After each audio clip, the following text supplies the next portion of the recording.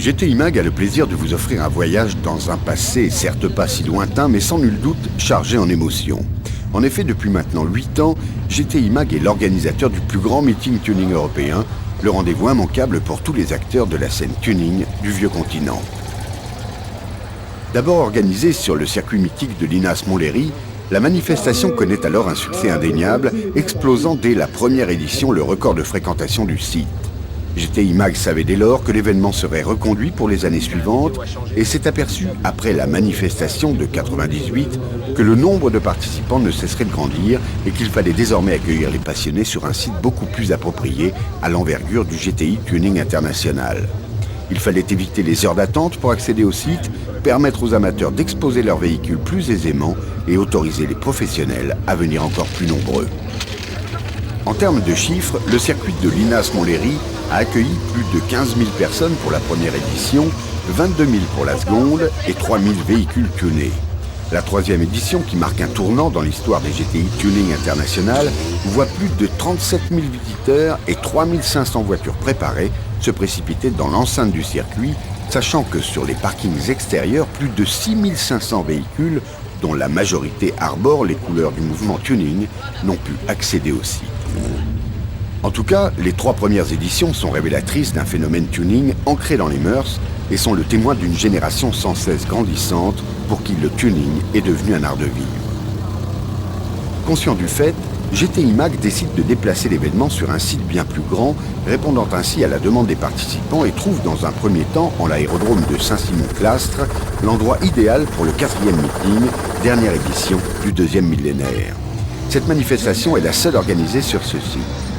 L'endroit, bien que facile d'accès et permettant aux nombreux visiteurs et exposants de participer à l'événement, montre sa paradoxale limite. Le lieu est grand, comme tout le monde l'espérait, mais souffre d'une structure peu appropriée, le site étant tout en longueur, ce qui rend les distances entre tous les points névralgiques du meeting trop importantes.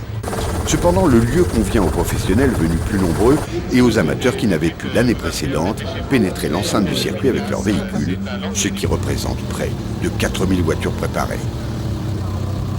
L'année 2000 est le début d'une nouvelle ère pour le GTI Tuning International.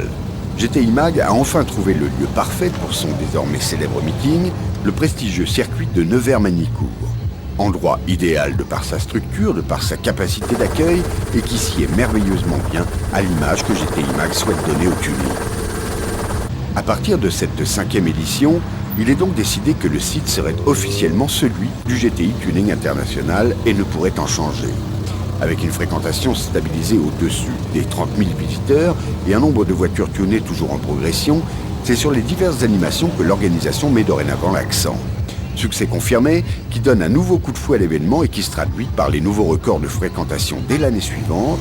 Le 6e GTI NATS, ainsi nommé dans le milieu, voit 45 000 visiteurs et 9 000 voitures préparées se rassembler, chiffre de nouveau amélioré lors de la 7e édition, avec 48 000 visiteurs et plus de 9 000 véhicules. L'année 2003 présente un bilan encore en nette progression, plus de 50 000 personnes et plus de 10 000 voitures préparées se partagent les espaces de Nevers-Manicourt.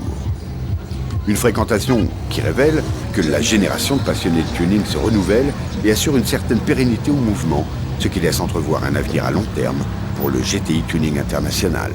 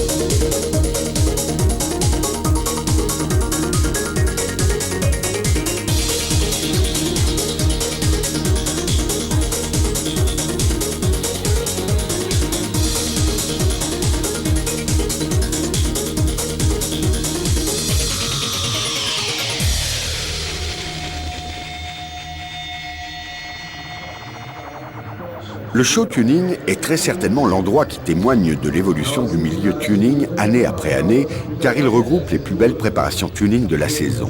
Il est le lieu certainement le plus fréquenté et forcément apprécié car il traduit inéluctablement la tendance du moment et représente une source d'inspiration pour tous les tuneurs amateurs en herbe. En 8 années d'existence, il a vu son espace s'agrandir considérablement pour accueillir 10 fois plus de voitures personnalisées. C'est un concentré du meilleur de la scène tuning européenne et c'est en toute logique en ce lieu que le jury de GTI Mag vient choisir les voitures qui seront récompensées lors du Top 20, concours visant à mettre en avant les projets tuning les plus représentatifs de la tendance du moment. Bien évidemment, chaque édition connaît un show tuning différent, montre que le niveau de préparation a toujours évolué et que l'investissement des amateurs est sans cesse grandissant.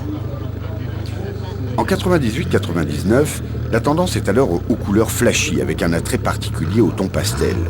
L'uniformité des livrets est de rigueur et il est judicieux de faire des rappels ton carrosserie. Bien souvent, les appendices extérieurs comme les pare-chocs restent d'origine, les kits carrosserie sont installés tels que proposés par le fabricant, rares sont les projets qui se voient construire des éléments sur mesure. Le diamètre des jantes ne dépasse généralement pas le 17 pouces et la diversité de choix n'est pas encore d'actualité. On retrouve souvent les mêmes modèles, preuve qu'en cette période, les amateurs cherchent plutôt à appartenir à un milieu qu'à réellement se distinguer. Les habitacles restent habituellement proches de l'origine, les passionnés s'attardent plus sur le rappel de la couleur carrosserie, ce qui préfigure le désormais classique biton actuel. La sellerie reste somme toute originelle dans l'ensemble, l'Alcantara, revêtement noble marié avec le cuir, ne trouve que peu d'acquéreurs à cette époque. La hi-fi embarquée connaît, en cette fin de siècle, un engouement particulier et bon nombre d'installations sont exposées dans le show tuning, même si ce phénomène n'est apparu dans les milieux qu'à peine 3 ou 4 années auparavant. Si les amateurs présentent des sonos in-car toujours de bon goût, le niveau est très loin des sonos actuels.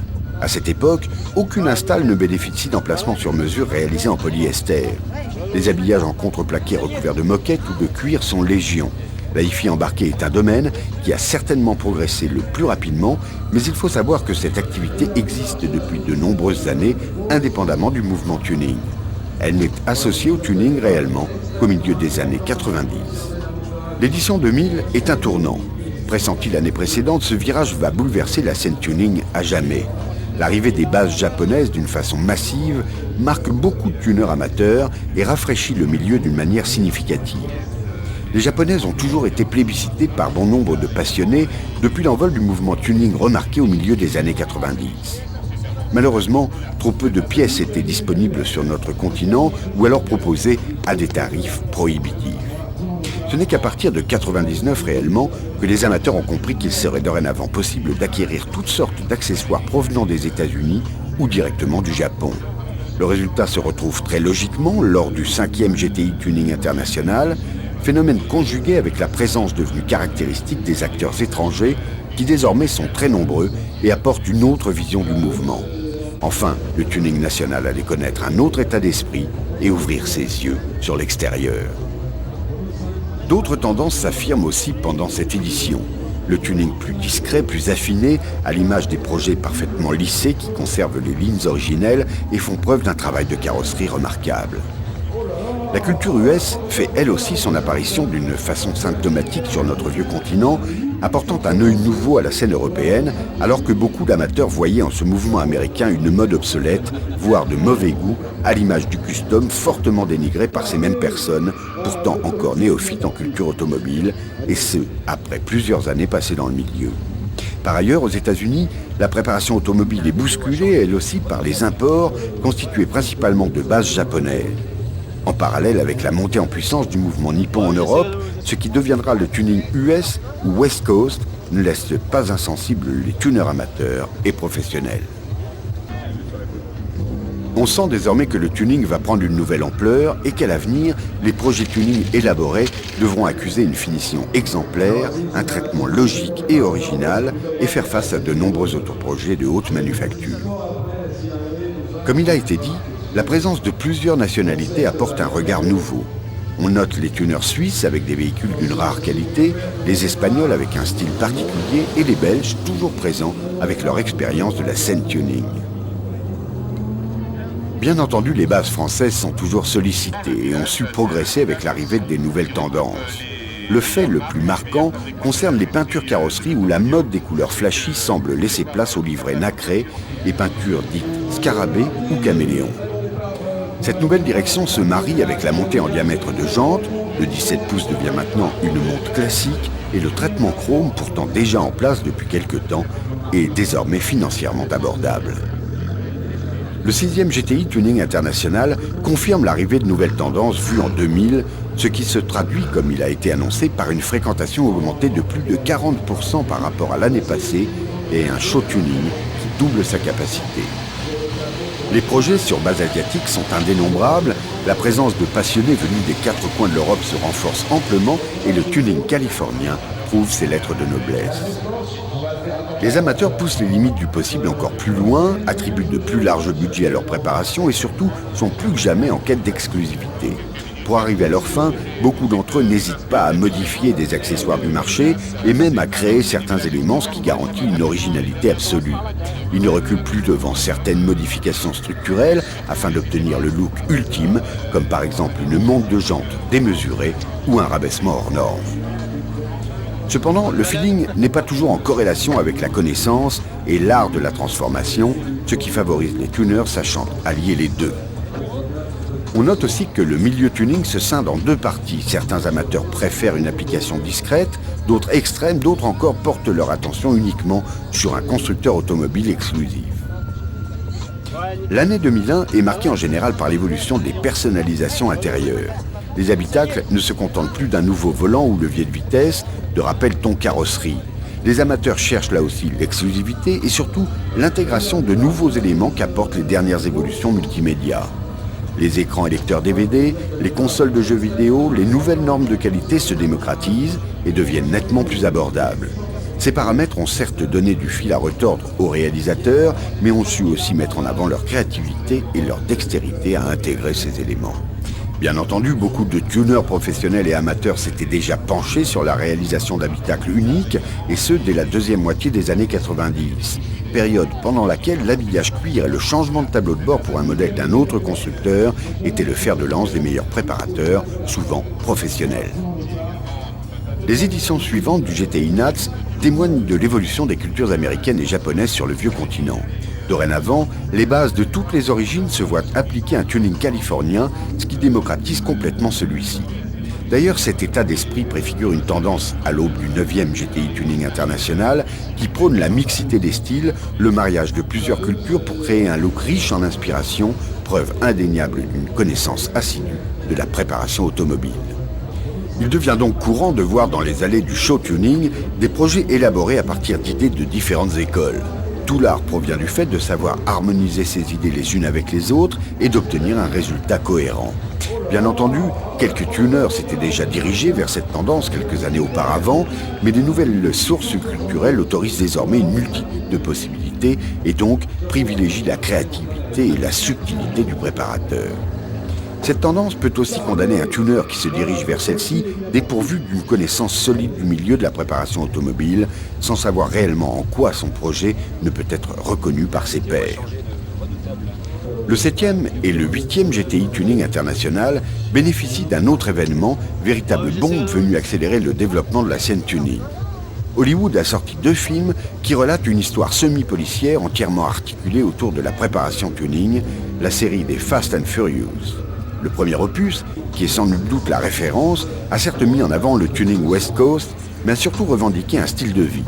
Même si le look Street Racer était déjà très apprécié, Fast and Furious a donné envie aux amateurs d'aller plus loin dans le choix des décorations extérieures, à l'image du flaming, référence absolue en la matière, et surtout de populariser la préparation moteur au travers du protoxyde d'azote. Même si le gaz magique était déjà connu des amateurs les plus endurcis, c'est véritablement Fast and Furious qui a rendu le nitro-oxyde populaire et a permis de voir ses ventes décoller.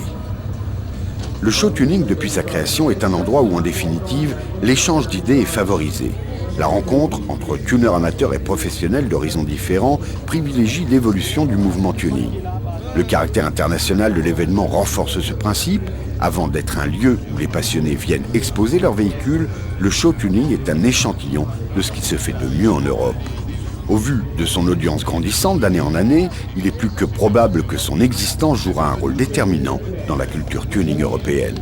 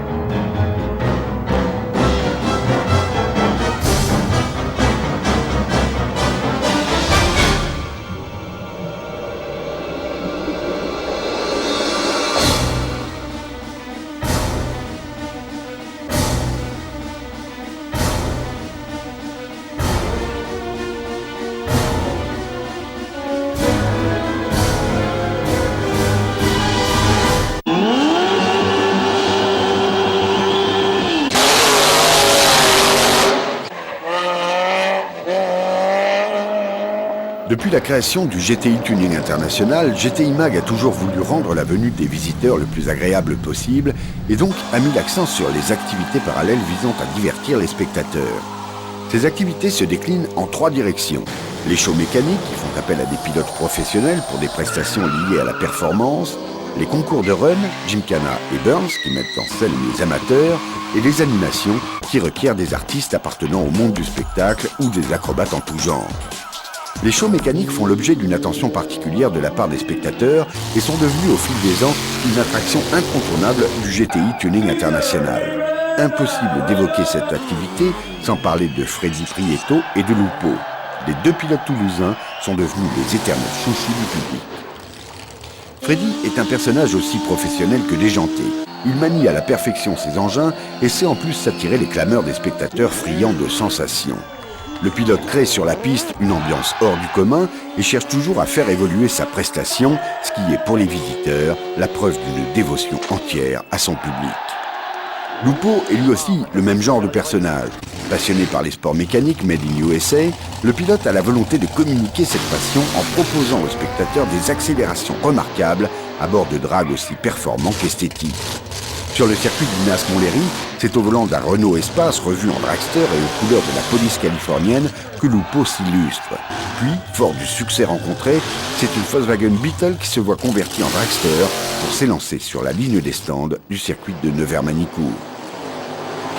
Lupo, amateur de lowrider américain, possède aussi un exemplaire évidemment en suspension hydraulique et aime à faire jumper son véhicule pour satisfaire les visiteurs. D'autres performeurs font aussi preuve d'un professionnalisme aguerri et suscitent l'engouement du public. Terry Grant est devenu, dès sa première participation au GTI Tuning International, une idole. Au volant de son Mini Ford muet par un moteur de moto, Terry assure un spectacle à 360 degrés qui, de par sa mise en scène, mérite amplement les ovations que le public lui réserve à chaque prestation. En dehors de ces pilotes tête d'affiche, GTI Mag invite d'autres professionnels pour garantir au public des performances fortes en sensations. Ce sont des jet cars, des funny cars et autres engins à la puissance délirante qui donnent aux spectateurs l'occasion d'apprécier le sens des mots maîtrise et performance.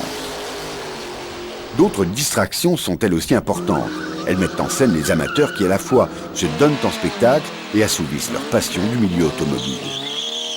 Dans un premier temps, l'épreuve du Gymkhana est une activité qui trouve des adeptes aussi compétiteurs qu'amusants pour les spectateurs.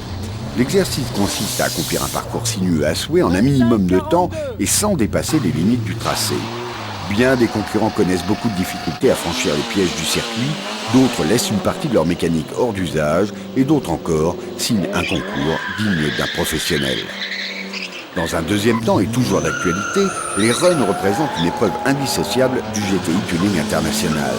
Organisée d'abord pour divertir, cette épreuve s'est vite révélée indispensable et devant le nombre de participants en progression, GTI Mag s'est associé dès la 5e édition à la FFSA, la Fédération Française des Sports Automobiles, pour apporter un aspect encore plus professionnel. Dès lors, les runs du GTI Nats deviennent une étape FFSA, la fédération ayant décidé depuis peu à cette époque de créer une compétition officielle dédiée aux runs. Depuis l'édition 2000, l'épreuve se veut professionnelle et structurée. Cette dimension permet aux participants de s'investir sur toute une saison, de se procurer des véhicules mécaniques affûtés et de jouir d'une certaine notoriété auprès de la FFSA. Certains compétiteurs, lors des premières éditions, ponctuaient l'épreuve des runs par des burns d'anthologie provoquant ainsi les cris de la foule devant le brouillard obtenu. Exercice spectaculaire complètement inutile et donc indispensable. Bien évidemment, les épreuves mécaniques ne constituent pas à elles seules les uniques distractions du GTI Tuning International. GTI Mag a toujours mis un point d'honneur à proposer des divertissements aussi visuels que sonores. Que ce soit les acrobates en vélo ou les pilotes d'un Big Air Contest des plus enflammés, ces animations suscitent toujours l'intérêt des spectateurs, admiratifs devant tant de maîtrise. Ces distractions, même si elles n'ont pas un lien direct avec le tuning, assurent aux visiteurs un excellent moyen de s'aérer l'esprit et de se reposer après des kilomètres parcourus dans les divers espaces de l'événement.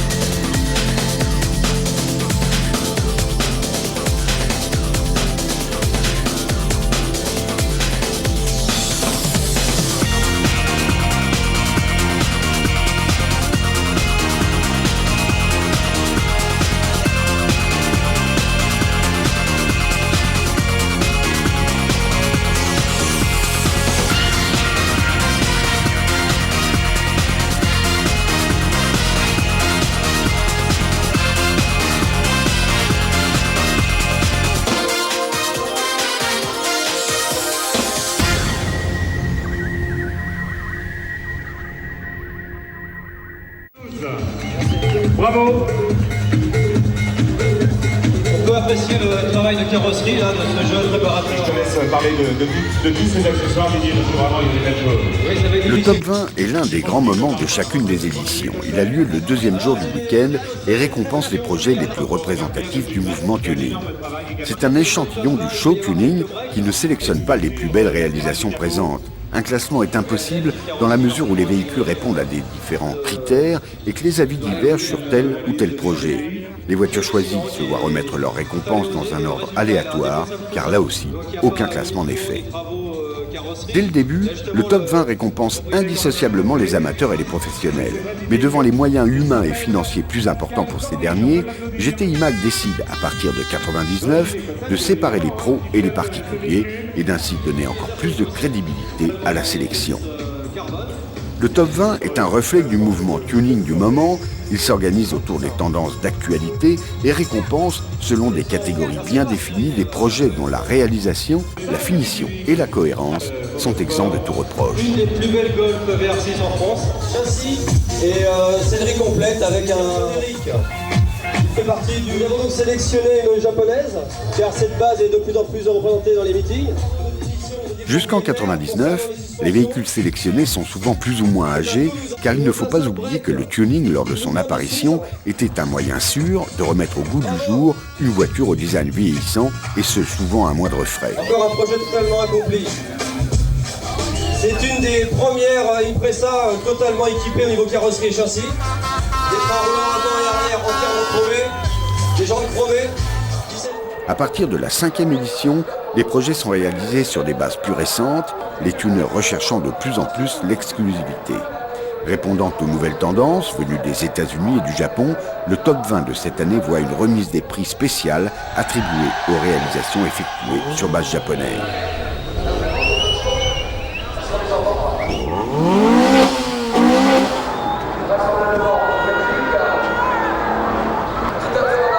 Le top 20 2000 est le premier à se dérouler sur le circuit de Nevers-Manicourt face au stand, qui est un véritable bonheur pour les propriétaires des véhicules sélectionnés.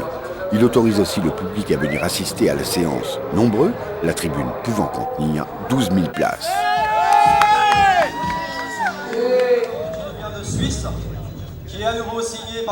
À partir de 2001, les projets deviennent encore plus exclusifs. C'est l'apparition du tuning sur mesure et amateurs comme professionnels, personne n'échappe à la règle. Le top 20 connaît dès lors une nouvelle dimension, caractéristique d'une culture grandissante et d'un savoir-faire maintenant reconnu. Au pied de la cité, voilà, les Carcassonnais récompensés avec la 206 cc qui doit faire... On a fait un excellent travail. De plus en plus, gracias, muchas gracias, hombres. Voilà, très beau break Mondeo.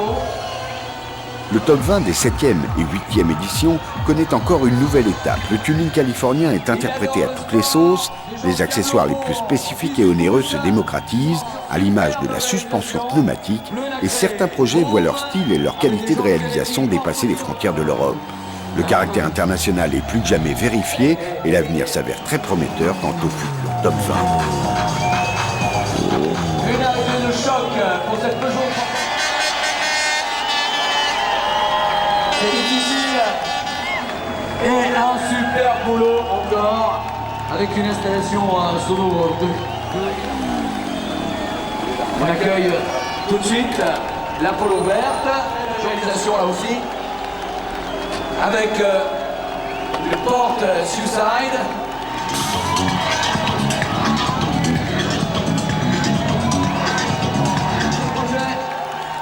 Ford Focus, bleu, jante Baccarat, virage 18 pouces, suspension KW. Là aussi une très belle réalisation, lissage de la carrosserie, kit carrosserie Shield. C'est pour débuter, encore un projet belge magnifique. Thierry Ericsson-là, orange nacré, des jantes de pique. Avec une Lego de type californien.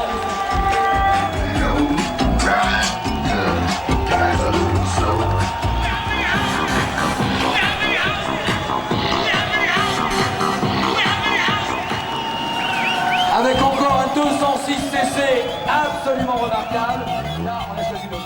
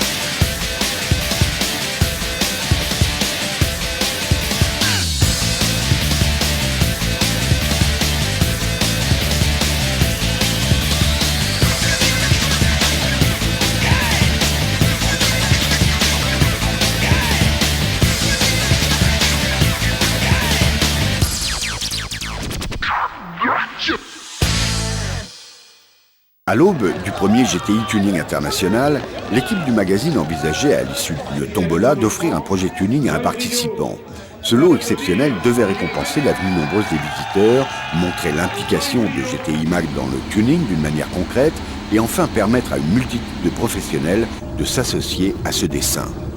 Ce sont déjà 7 véhicules préparés dans les règles de l'art qui ont été mis en jeu, le 8e étant dévoilé courant 2004 et présenté lors de la 9e édition. Tous ces projets ont une valeur qui dépasse les 23 000 € et sont le reflet du mouvement tuning alors en vigueur. Les bases choisies sont de nationalités différentes, 4 projets sont d'origine allemande, 3 autres françaises et le dernier est d'origine japonaise. La manière de remporter le projet GTI Mag de l'année considérée a changé d'une édition à l'autre, avec cependant un point commun. Les visiteurs doivent d'abord déposer leur bulletin de participation dans l'urne réservée à cet effet et attendre le moment où le tirage est effectué. Une fois le bulletin choisi, le gain du projet a vu 2 méthodes se faire. La première est une simple vérification du billet par les officiels. La deuxième consiste aussi à vérifier la validité du ticket tiré au sort, mais surtout donne droit aux visiteurs concernés de répondre à une ou plusieurs questions selon l'édition pour remporter le projet GTI Mag. Cette dernière méthode n'a été appliquée que 3 fois, l'édition 2000 étant celle qui a connu le plus de visiteurs interrogés sur une série de questions précises sans pouvoir parfaitement y répondre.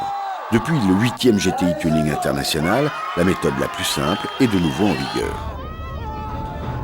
La réalisation de chaque projet GTI Mag a connu la même démarche. La première étape consiste à choisir le maître d'œuvre qui a la charge du véhicule. La deuxième étape est la recherche de sponsors professionnels qui apportent les accessoires nécessaires à la construction du projet. Ce sont en tout 3 maîtres d'œuvre différents qui se sont relayés et plus de 60 sponsors qui ont participé à chacun des projets. La direction stylistique est confiée depuis le début à une seule personne, le rédacteur en chef du magazine, Didier Soyeux. En 1998, la Clio Halloween est le projet à gagner. Réalisée par Jean-Yves Briot de Districard, la petite française présente une finition exemplaire et une livrée orange du plus bel effet. Plus de 10 sponsors participent à son élaboration. Esthétique très en vogue à ce moment, elle est obtenue grâce à un kit carrosserie Esquisse Auto. La couleur orange de l'ensemble provient du catalogue Dupont de Nemours. Elle est reprise sur les jantes Momo et une fois mariée à la couleur noire, est un rappel judicieux avec l'habitacle. Ce dernier est réalisé de main de maître par la société Espace Sellerie 3000. L'intérieur est pourvu d'accessoires haut de gamme, à l'image des éléments Momo ou de la sono embarquée, confiés aux sociétés Cartel Excel et Clarion. Pour parfaire la liaison avec l'extérieur, un traitement glace-teinte est effectué. La Clio Halloween est un petit chef-d'œuvre qui connaît dès son apparition en magazine un véritable succès et suscite l'envie aux amateurs de participer à la tombola. L'Autobahn Blitz de 1999 est une Opel Astra, la seule voiture dont Didier Soyeux confie la direction stylistique à un tuner professionnel, Frédéric Méheux, d'Autoneuf 3. Celui-ci choisit le design extérieur et sélectionne les éléments de la sono dans le catalogue Amphaser. Le maître d'œuvre désigné est la société IMSA. Égérie du 4e GTI Tuning International, la petite Astra se veut radicalement différente du projet précédent. Vêtue d'une couleur bleue électrique, l'Autobahn Blitz arbore un kit carrosserie rigueur fourni par Sturny et de magnifiques rétroviseurs de la marque Unique. Des jantes Team Dynamics repeintes en jaune chaussées avec des pneumatiques Nitto fournis par Mulsanne sont installées. L'habitacle est revu par Espace Sellerie 3000 qui installe des sièges Recaro revus, des éléments Momo et habille la hi-fi embarquée qui, elle, provient des sociétés Axel et Panasonic. Si une partie de son nom veut dire éclair, c'est pour résumer sa préparation mécanique et dynamique. Sésame apporte une suspension HR, IAC une ligne d'échappement Sebring, GT2i un freinage Willwood, NEI des éléments Splitfire et Technomap effectue une préparation moteur complète. Un équilibrage du bas moteur et des bielles est réalisé, la culasse, les conduits d'admission, les arbres à cam, le taux de compression et la poulie sont revus. L'édition 2000 voit naître la Civic Hollywood Cruiser. Avec ce projet, GTI Mag répond à la déferlante du tuning californien. C'est à ce jour l'unique projet basé sur une voiture japonaise. Confiée à Districard, la petite Nippon se voit appliquer un traitement West Coast et présente une livrée rose nacrée particulièrement réussie qui provient de l'association du spécialiste américain House of Color et Dupont de Nemours. Beaucoup d'accessoires proviennent des États-Unis, à l'image des éléments Tenzo Air ou Wing West fournis par Mulsanne. Ces produits qui rendent la Civic Hollywood Cruiser exotique à souhait se marient à la perfection. Grâce à la sobriété avec laquelle le projet est traité, il procure à l'ensemble un caractère tout de même agressif sans être ostentatoire et donne à la Civic un aspect exclusif. Sur ce projet, beaucoup de partenaires se sont manifestés, ce qui permet une réalisation aboutie. La société Dial fournit les jantes Kosei, Continental les pneumatiques, Sesam se veut être le partenaire technique, tout comme AS Design. Technomap assure une nouvelle fois la partie mécanique avec Vetch Racing pour la fourniture du kit NOS. L'habitacle, comme cela devient une habitude, est confié à Espace Sellerie 3000 qui exerce son art autour des sièges Recaro fournis par BPS Rally. Les éléments Momo se retrouvent une nouvelle fois et la sono Sony est une merveille de conception obtenue par un agencement particulièrement réussi. L'année 2001 voit la 306 Lemon Pulp devenir la star du 6e GTI Nats. C'est jusqu'alors l'unique projet construit à partir d'un modèle cabriolet. L'agressivité des lignes étant la tendance de l'année, GTI Mag prouve ici qu'il est possible d'élargir les lignes originelles sans pour autant tomber dans le piège de la démesure. C'est de nouveau Districar qui est désigné maître d'œuvre du projet. Celui-ci concentre ses efforts sur la modification du kit carrosserie Esquisse Auto pour obtenir l'élargissement convenable et passer les jantes Tramont de 18 pouces. Ces dernières sont fabriquées sur mesure et sont chaussées en Michelin. L'autre partie difficile de la réalisation est l'habitacle. Véritable challenge dû à l'espace relatif du cabriolet, une sono embarquée haut de gamme est tout de même installée. Pioneer est le sponsor choisi, les éléments nécessaires sont judicieusement apposés. Espace Sellerie 3000 assure le traitement biton de l'habitacle, les sempiternels produits Momo trouvent leur place. La préparation moteur est encore réalisée par Technomap, le freinage est confié à Derock et Goodridge, l'évacuation des gaz à Deville et la suspension à JR. La qualité de finition de ce projet pulpeux est remarquable. Les modifications faites font de la Lemon Pulp un engin unique. C'est pour cette raison que GTI Mag demande à Flashpoint la mise au point d'une alarme performante. Jusqu'à la 6e édition, GTI Mag a toujours proposé des réalisations sur des petits gabarits. Le 7e GTI Tuning International voit l'arrivée du projet Tribal Metal élaboré à partir d'une BM E36. Le véhicule est envoyé dans les ateliers d'audio tuning pour assurer la mise en œuvre. Ce projet est en soi une initiative réussie, le mélange entre des tendances d'horizons différents donne à la BMW un caractère unique. Là encore, beaucoup de partenaires ont répondu favorablement à GTI Mag. La robe grise, un coloris habituellement choisi pour ce type de véhicule pour un pur tuning germanique, est tranché radicalement avec un flaming tribal rouge orangé peint par T-Fab. La teinte est d'ailleurs habilement reprise pour la sellerie. EAA apporte les jantes Rowell, qui ont un design très en vogue outre-Atlantique et sont associés à des pneumatiques Yokohama. Le kit carrosserie provient du catalogue Esquisse Auto et est modifié par le maître d'œuvre. L'habitacle est cette fois confié au spécialiste Claymore qui applique un traitement cuir à partir des sièges Sparco. Les éléments Momo se voient installés et une sono remarquable est aménagée. Alpine, Acoustic, Macron et MTX sont les partenaires IFI.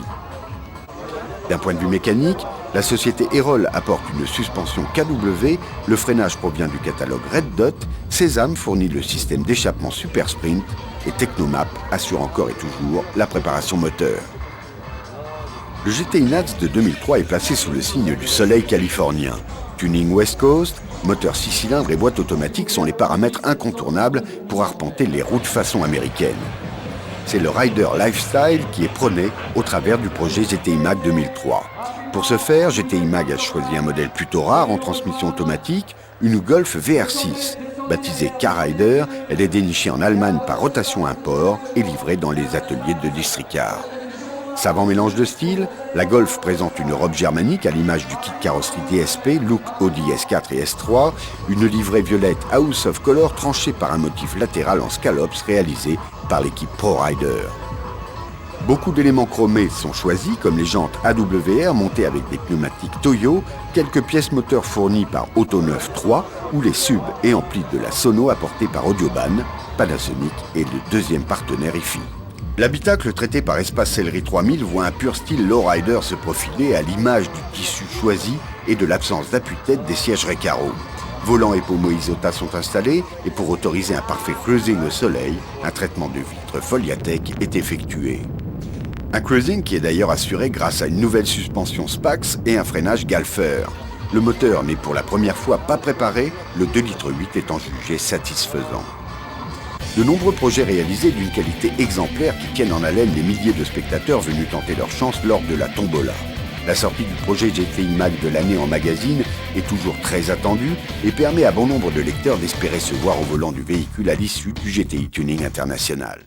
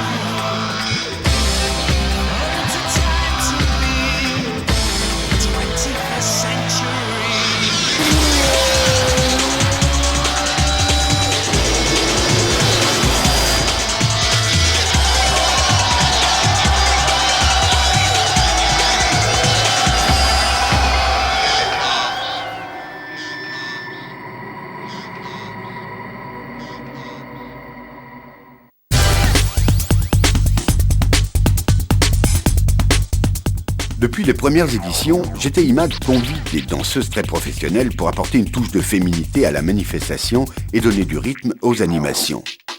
Tout d'abord, ce sont les GTI Girls qui tiennent la vedette, ce sont les Miss officielles et elles apportent joie et bonne humeur. Elles sont omniprésentes, elles assurent des chorégraphies toujours renouvelées et attirent les spectateurs vers les différentes animations. Toujours vêtues aux couleurs du projet GTI Mag en vigueur, les GTI Girls sont aussi à l'aise sur le podium que sur le tarmac. Elles participent même au show mécanique pendant la prestation de Freddy, leur premier admirateur. Si elles sont devenues incontournables de l'événement, les GTI Girls ont toujours changé, seules quelques-unes d'entre elles sont restées fidèles au groupe. Elles participent aussi activement aux remises des prix comme le Top 20 où elles attribuent le trophée aux propriétaires des véhicules récompensés et le gratifient d'une bise que chacun des spectateurs aimerait recevoir. Ce sont toujours les GTI Girls qui donnent le ton et créent l'ambiance de l'ultime partie du GTI Nats, la tombola et le gain du projet GTI Mag. D'autres Miss sont également présentes, invitées par le magazine ou par certains exposants. Elles participent aussi activement à la bonne ambiance de l'événement.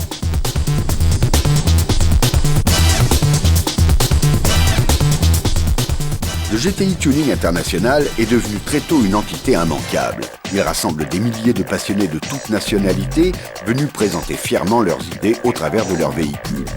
Toujours organisé fin juillet, c'est le meeting qui annonce les vacances, qui met un point final à la saison en cours et qui motive les tuneurs amateurs et professionnels pour toujours repousser plus loin les frontières du tuning. À l'heure où la 9e édition est d'actualité, les organisateurs se penchent déjà sur l'édition suivante Le 10e GTI Tuning International doit se montrer le plus spectaculaire et doit marquer à tout jamais les esprits, bref, être à la hauteur de son anniversaire. This is what you need.